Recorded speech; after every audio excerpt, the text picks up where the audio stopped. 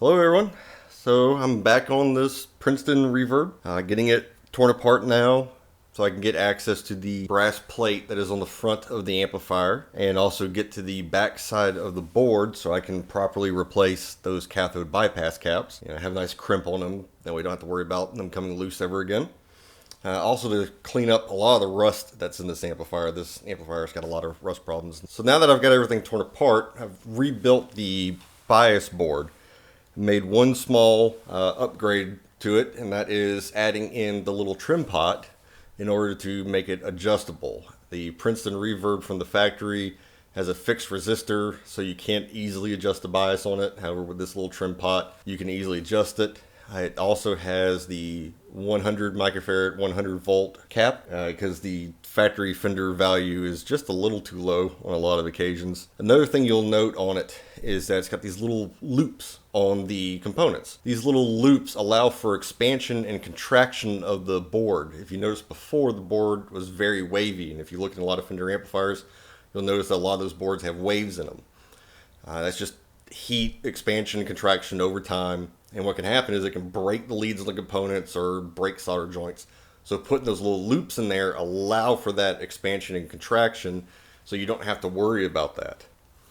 Now going to the board, replaced all of the bypass capacitors. They were all originally the wrong value. They were way too large both physically and value-wise. Fender called for 25, 22 microfarads. This had 33, which was a mod that Cesar Diaz did in Stevie Ray Vaughan's Fender amplifiers, was to increase them to that value. But this amplifier has a 10-inch speaker and Stevie's had 15s. So it's kind of pointless here, kind of wasting energy. So changing those back. Also, if you notice how I've kind of offset them a little bit, that allows me to redo the grounds. Because of the rust, those ground leads were kind of torn up. The one that's further back, the lead is actually going all the way up to that brass plate. We got a nice good connection there. I've cleaned up the brass plate as best I can and the chassis as best I can. The owner wants things as original as much as possible, so I'm trying to respect that, but I need to make sure I've got good ground so the amp is nice and quiet and safe. So now that I've got this thing put back together to a state, let's hear it and see how it sounds.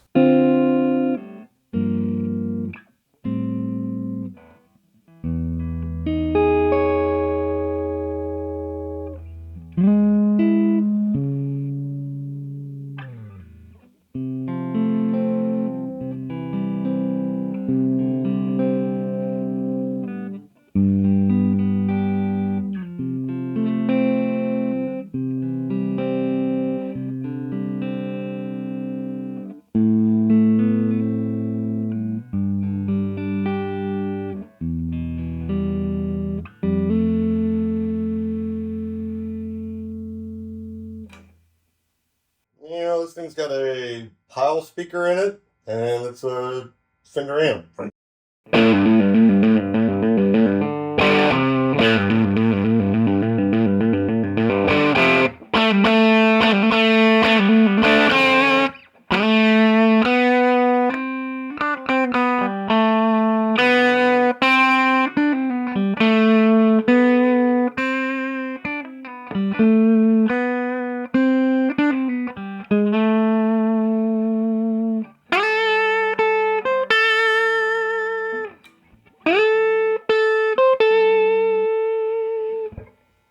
Sounds pretty good.